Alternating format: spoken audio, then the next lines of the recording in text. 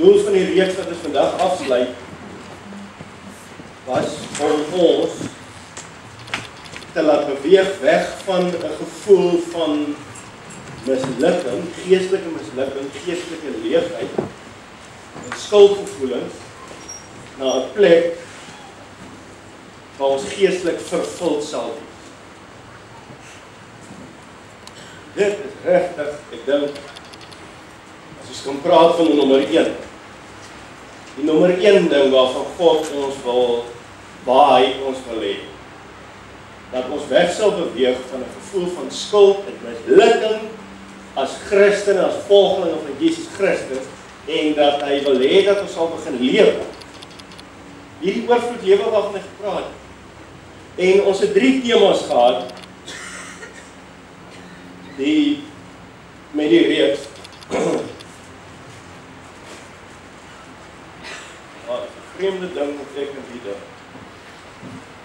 So, ons sê ons wil 'n vol lewe hê. En toe was ons eerste tema, maar hoe raak jy vol? Wel, dit is nie wat jy dink dit is. Wat dink ons? Wat dink gelowige mense? Wat geestelik haas net nie kragtig voel nie. Wat dink jy moet gebeur? Ons glo ons moet goed doen. Dink mooi daaroor. Die tye toe jy geestelik bietjie nie so sterk gevoel het. Wat het jy begin? Wat het gebeur? Jy begin doen goed. Jy begin gaan kerk toe, jy begin lees Bybel, jy staan vroeër op. Jy vasdaal, jy probeer harder bid. Dis goed is van doen. En natuurlik, dis ons fondasie, al hierdie goed wat ek genoem het. Maar die probleem is dat ek en jy dit nie kan volhou nie. Die meeste van kan dit nie volhou nie. En waartoe bring dit jou? Skuldgevoele. So, die prentjie, en ek is nou so spyt, ek het nou net gedink, ek wil nou nie nog 'n slag vir mense gewys het nie, maar ek moes dit nou maar weer gehad het. Wat gebeur wanneer jy nader aan God wil voel of kom, en jy begin hierdie goed doen? Soos by die kerk toe gaan vas bid en die goed. Wat gebeur? Dis amper 'n bose krinloop, en aanhalingstekens. Dis eintlik 'n spiraal wat jou afvat. So, jy sê, ek moet iets doen. Maar die prentjies in Engels, hy sê, ek moet perform. Ek moet nou iets doen om nader aan God te voel en om meer geesvervuld te voel. So, ek moet nou iets doen. So, bepaalde performance. Ek moet iets doen. En dan gaan maak ons, in aanhalingstekens, checklists. Het ek vanoggend my Bybel gelees? Het ek gebid? Het ek lank genoeg gebid? Het ek kerk toe gegaan? Iewers gaan jy een oggend nie Bybel lees. Iewers gaan dit gebeur dat jy nie kerk toe gaan. En wat ook gebeur, nou kry jy mos Christene wat vir jou vertel van hoeveel ure hulle allerlei goeders doen, en dit laat jou skuldig voel, soos jy moet perform, en as jy dan 'n failure gehad het, jy kan dit nie doen nie, jy het jou checklist gehad, nou voel jy soos 'n failure, soos 'n mislukking, en die volgende ding wat gebeur, nou voel jy skuldig. Jy is nou nie 'n goeie volgeling van Jesus nie. Hy kan nou nie meer vir jou so lief wees soos wat jy wil hê nie.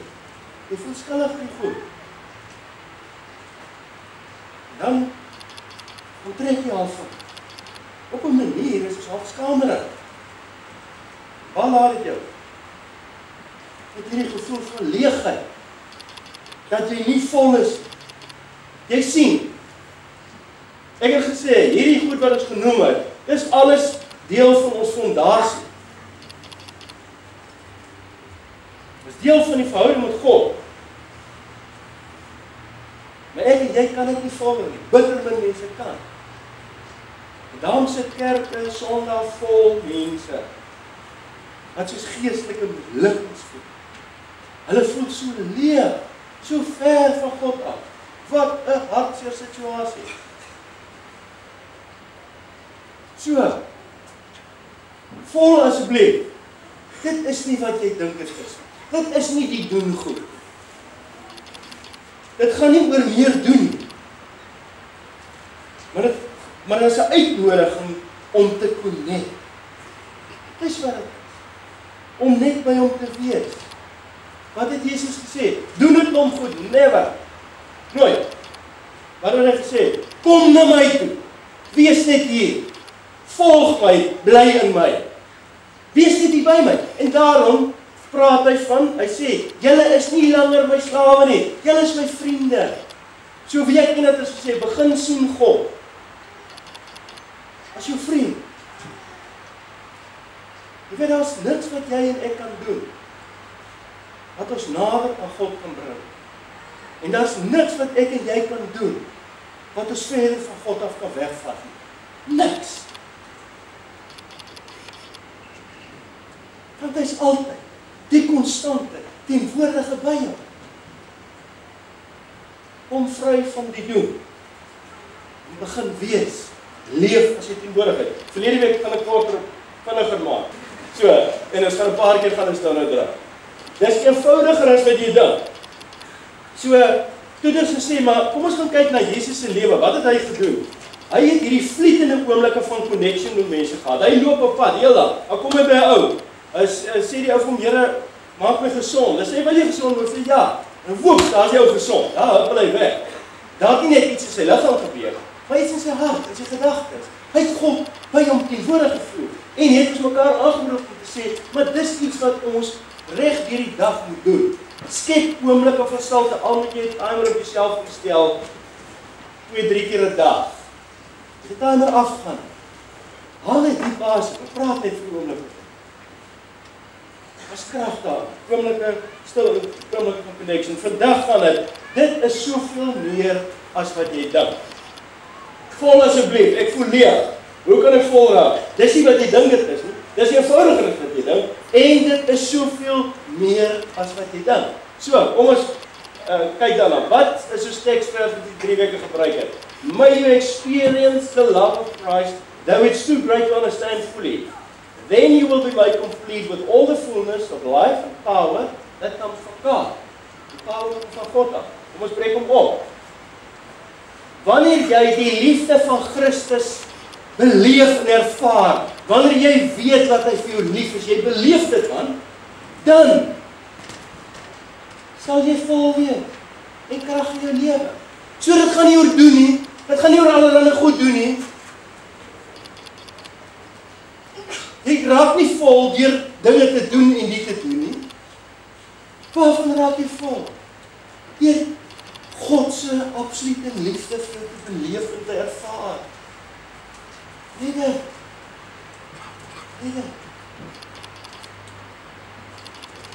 Mag God ons vrymaak van hierdie ding van doen. En ons bring by die plek van wees. Die Griekse woord vir daai fullness, het die betekenis van 'n fontein in die berg. Haal daai fontein. So, wat sê die teksgedeelte? Hy sê, then you will be made complete with all the fullness of life and power that comes from God. Wanneer jy God se liefde vir jou beleef en ervaar, en wat omstandighede ook al, sal dit soos 'n fontein wees. Dit raak nooit leeg. Jy gaan nooit op geestelik empty nie. Jy bly vol. Wie is 'n fotootjie van leeg? Dit is een van hierdie formulae kappies, die koppies, die koen koppies. Daai ding is nutteloos. Hy het nie doel totdat hy gevul word, vol word en vol bly. Dan beantwoord jy aan sy doel. Dan kry hy betekenis. Ons, daar soveel gelowiges, ons voel so absoluut niks werd. Ai, die Here wil hê ons moet so voel nie. Dit wil nie. Hy wil nie bid hê vir jou, van my. Wil jou voel. En ek het gelees, the fullness and power that comes from God. Hy wil dit vir jou gee. Hy wil dit hê. Jy kry dit. Jy word dit. Wanneer jy weet dat ek jou lief is. Dan raak jy vol. Maar soveel van ons voel so. Ek kry van tyd tot tyd e-posse wat min of meer hierdie strek is. Ek luister Frans, wat sê jy vir ons uit die Bybel uit Sondag by die tent? En ek weet dis waar. En ek weet ek wil graag 'n vol lewe lei. Ek is so opgewonde as ek by die tent uitstap. Maar dan kom ek terug in die regte wêreld en vinnig as ek teruggery in 'n leë lewe. Dit klink so goed en mooi in die kerk en waar, maar dit lyk nie of dit in die lewe daar buite so werk. Baie van ons baie. So vandag weer, soos al die ander weke, al 3 weke het ons met iets gestop en het ons met iets begin. So nommer 1 vandag, stop om God se krag te beperk. Stop om God se krag te beperk. Want jy sien, die oomblik wanneer die lewe in die regte lewe gebeur. Wat gebeur? Hierso is die regte lewe wat om jy afspeel. En dis waar jou aandag en jou fokus is. En jy vergeet van God. Dis wat. Hier fokus jy op God. En jy weet is waar, en dit klink reg, alles is waar. En daar buite, kyk jy hier. En dan onderskat jy God se almag en sy krag. En dit laat jou met 'n verskriklike leë gevoel, 'n eensame gevoel, omdat jy God se krag beperk. Wat gebeur in die regte lewe? Ek gaan 'n baie praktiese, eenvoudige voorbeeld gebruik. Ek gaan die voorbeeld van 'n kind gebruik, 'n tienerkind sê nou maar. Wat gebeur in die regte lewe? Wel, kom ons sê, dis 'n grafiek, hè? Met die y en die x-as. En dan daarbo, daai rooi lyn. Dit is waar jy gelukkig is. Daar voel jy nou lekker vol. Hè? Jy is nou heeltemal gelukkig en jy voel vol. So dis hoe ons, die meeste van ons wakker word in die môre. Ons is daar. Daai split sekonde wat jy wakker word, dan is jy daar. En sê jy wakker rug. Voor jy allemaal onderdink. Maar net voor jy wakker rug, is ons almal daar. So nou het jy kan, nou staan hy op. Toe hy wakker word, 'n oomblik daarna, toe onthou, hy vergeet van daai ding wat hy nog op die internet moet kyk. So onmiddellik, daar is die vlak van geluk. Hy voel so miskien ek leer en onseker. Toe hy af van, toe daar nie melk op pap nie, tussen nou nog vies op, behalwe dat hy nou leeg voel en nie lekker voel nie, is daar nie pap. En wat is nou daar gebeur? Ja, sy ma trap hom uit, omdat hy nie die hond se, wat ek al opgetel het. Volgende oomblik, nou gaan hy skool toe. Ja, kom ons sê, daai een is, nou gaan hy skool, nou is nog nie lekker. Die volgende oomblik kom hy by sy pelle, en die ou sê vir hom, luister, so, ons gaan Vrydag aand gaan ons na Identity, hierso, by die tent, by die tieners. En daar skielik, tyd sy vlak van geluk weer. Net voor pause, toe, of in pause tyd, toe gaan die Eskom, die krag af. Nou weet hulle die klok in die lyn. So hulle gaan nou langer op die skoolgrond bly. Daar skiet hy sommer verby sy vlak van geluk. Net daarna kom hy onderwyser, hy sê, môre skryf julle toe, daar gaan hy weer af. Jy sien wat gebeur, dit is die regte lewe daar. Dis die regte lewe. Die lewe gebeur met jou en my.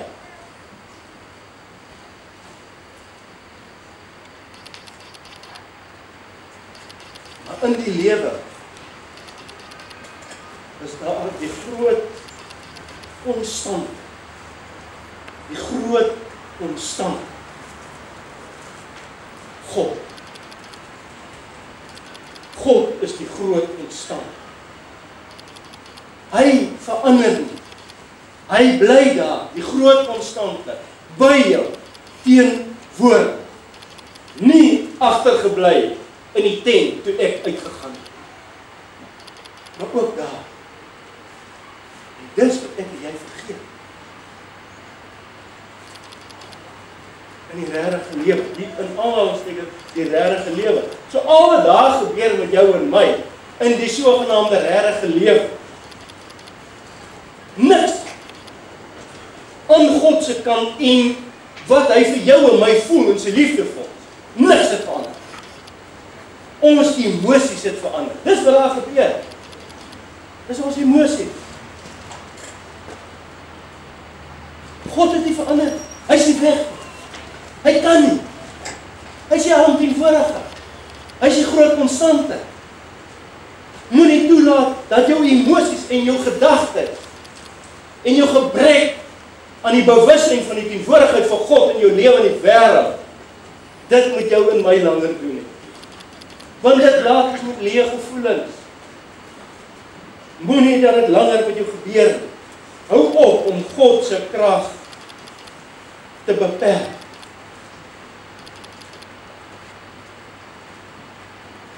Ek gaan nou 'n ander praktiese voorbeeld wat ek nou aan dink. Ek voel hy gaan weg. Jy sit in die kantoor en jy is so verveeld, jy kan iets koop. En jy voel ook nog nie sommer lekker vir die baas en oor. Ek koffie is die lekker, cheap koffie wat ek koop vir hulle. So nou sit jy hier en jy's vaak ook nog. Dis hoe jy voel. Jy's nou af. Nou bel 'n vriend van jou. En hy sê vir jou, ek het so pas 'n jag in die Kalahari gereël. Ons ry volgende week, gaan jy saam. Wat gebeur in daai oomblik? Daar skree die ou, daar uit, daar bo. Daar het niks in sy liggaam gebeur nie. Hy was vaag, hy was vertraag, jy weet wat hy gesit. Daar het niks in sy liggaam gebeur nie. Dis emosies, dis denke. Moenie langer toelaat dat jy jouself beroof daarvan om God se liefde vir jou te experience deur die feit dat jy vergeet van en dat jy sy krag in hierdie wêreld en in jou lewe geringskat nie. Hy is die groot konstant. Hy sal dit altyd wees tot in ewigheid. Ons weet 'n klomp goed van God en ek dit is nou nie mis hierdie nie. Dit is 'n vat nie mis nie. Ons weet hy is almagtig. Ons weet hy is alomteenwoordig. Ons weet hy het die skepping gemaak. Ons weet van mense, persoonlik elkeen, wie se lewe radikaal verander het en hy sê dit is net God. Ons weet wat hy kan doen. Wat hy in staat is. Weet dit alles. Die verskil is, ons leef dit. Ons leef dit. Ons weet, God is die een wat die groot konstante is, wat die hele skepping gemaak het. Met 'n woord sê die Bybel en sê wetenskaplikes. Almal vandag sê, daar was hierdie geweldige loslating van energie. Hulle kan dit nie verduidelik, maar daar's een of ander vorm van 'n krag. Ons weet wat gelowig is. Ons is die bevoorregtes. Ons weet dat dit God is. Wat 'n skepping wat onberekenbaar groot is gemaak het. Ons weet dit. Lewe ons dit in die sogenaamde regte lewe. Hy het gesê,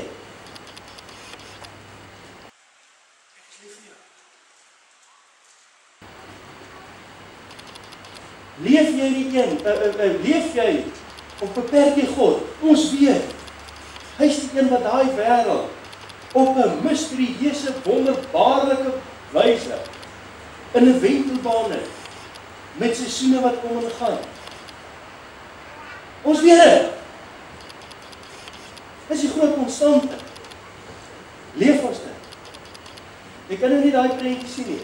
Ek kon honderde gaan kies het. En al die koker, as jy daai ding so vlerke kyk, rag fyn, gemaak, doelgerig, vir wat hy moet doen, soos elke ander insek.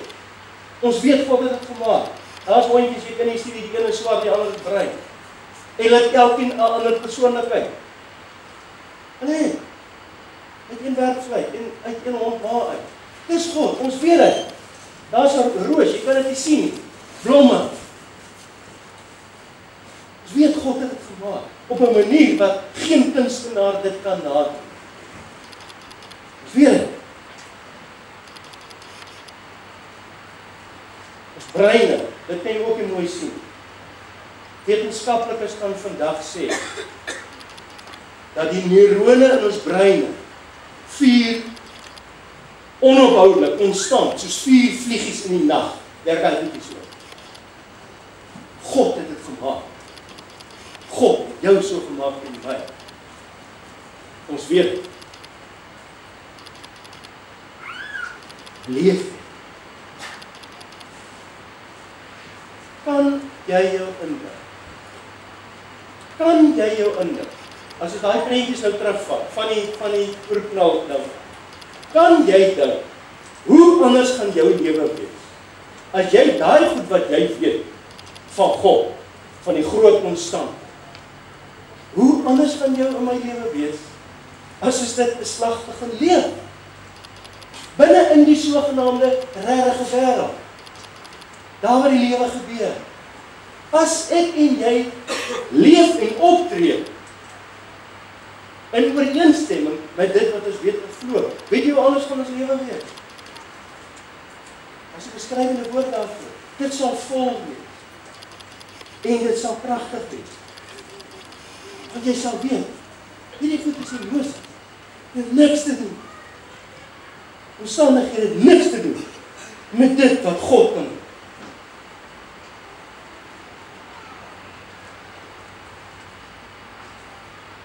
Die hele Ou Testament is vol verhale. Gaan lees dit. Vol verhale. Van mense wat in die regte lewe geleef het. Dink daaraan. Dis mense wat in die regte lewe geleef het, soos ek en jy. En wat vertel hierdie verhale vir ons? Van die groot konstante. Dis waar die Ou Testament gaan. Wat het Jesus gedoen toe hy aarde toe gekom het? Wat het hy elke dag gedoen? Hy het in die regte wêreld by mense gewees. En vir mense laat verstaan, God het by ons kom woon. Hy is by ons. Dis dis of Jesus sy hele aardse lewe was binne in die regte lewe, waartoe ek en jy nou gaan, as ons by die hek kyk. Dis Jesus se lewe. Letterlik het hy in die regte lewe geleef van daai nag wat hy gebore is. In die regte lewe. In die harde realiteit van wat daai nag gebeur het. Tot sy dood. Wat ook vir jou en my was. In die regte lewe.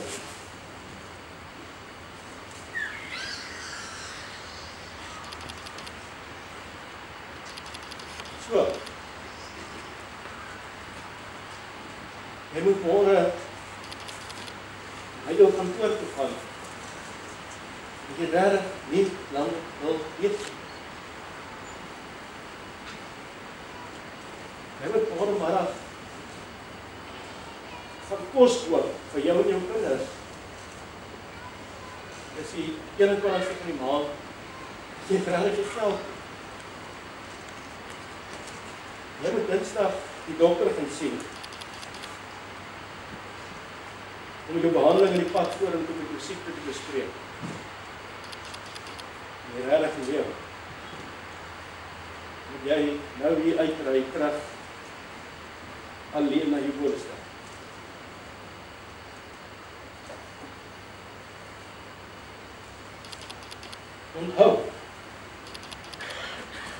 Onthou, daar's 'n groot konstant. Wat is en sal wees. Ek en jy moet dit onthou. In die regte lewe moenie sy krag beperk en wat God met die min geld in jou besig kan maak.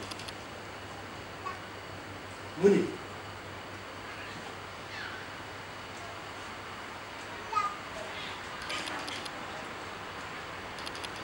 Gaan jy met 'n leeg gevoel dan. Die ander kant is waar. Vat jy daai leefbesie, vat jy daai diagnose van die dokter. Jy weet, hier is die groot konstante. Hy sê, gaan jou lewe vol.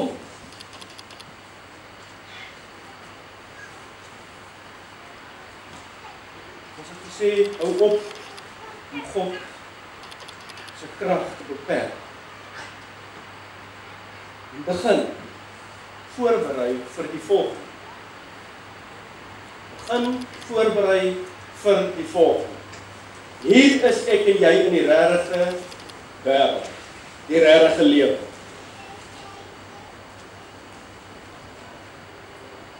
En die lewe gebeur met jou. Moenie God se krag beperk. Begin berei jou voor vir die volgende. Ek gaan nou storie die Bybel uit lees, wat ek op 'n pragtige manier vertel. Dis die regte lewe. Die volk Israel word bedreig. Daar kom 3 vyhandige nasies, kom val hulle gelyk.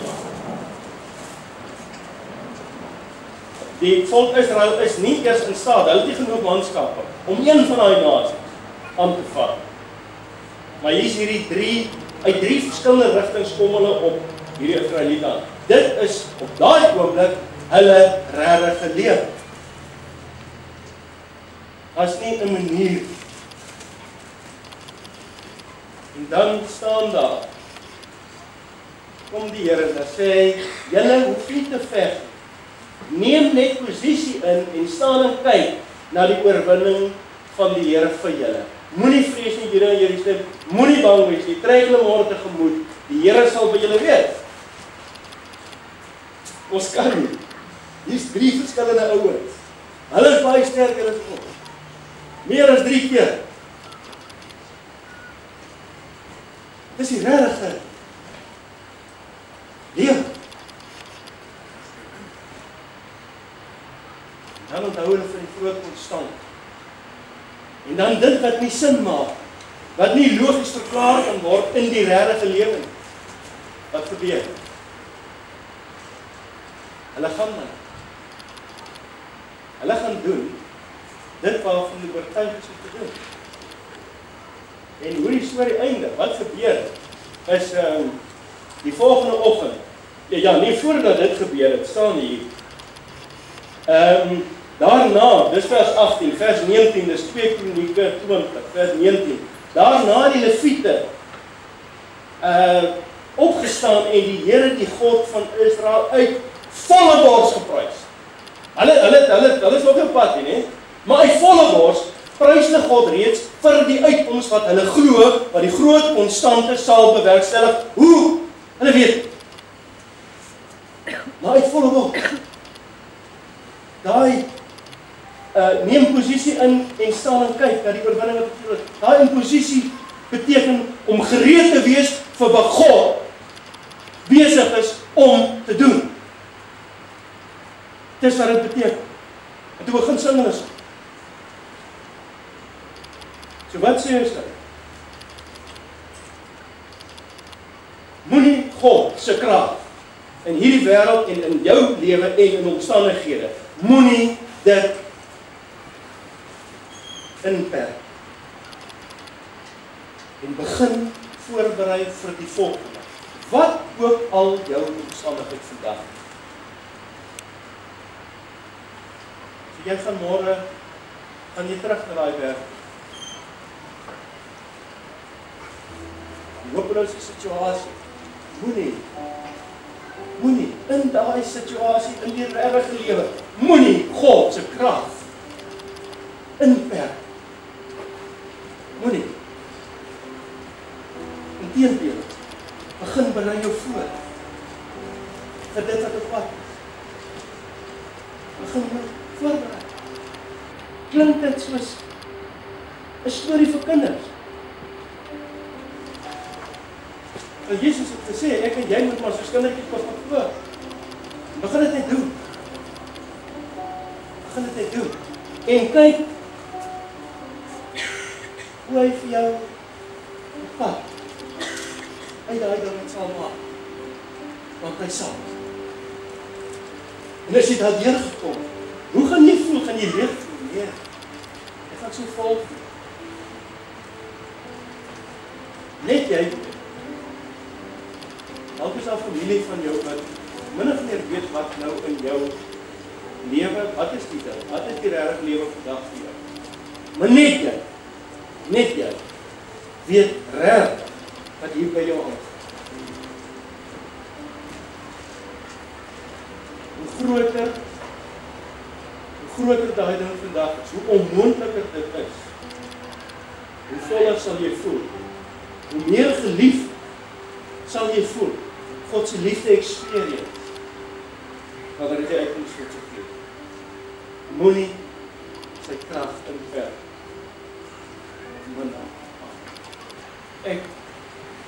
Here, op grond van hierdie woord, wat ons nou gelees het, op grond van hierdie woord, dank ek U nou, by voorbaat, vir die uitkoms wat U vandag, in hierdie week, en in hierdie jaar, van mense sal gee wat vandag hierdie woord gehoor het, en het sal gaan leef. Dankie vir die uitkoms wat U sal bring en sal gee. Elkeen wat glo, en in ooreenstemming met wat hulle glo, sal gaan leef. Amen. Terwyl ons begin sing, het ek gedink, weet jy, ek het op praat die woord, en ek glo dit reg, maar ek weet ook daar's mense wat nou hier is, wat regtig teruggaan na nie goeie plekke toe. En dan, toe begin sing as hierdie woorde. Toe weet, ek moet nie hartseer wees, maar ons moet nie hartseer wees oor die realiteit en die regte lewe wat ons nou gaan. En ek moet nie hartseer wees vir jou, jy moet nie hartseer wees vir hom, moet jy weet, wat is sy regte lewe? Ons God is sterker, God is magtiger.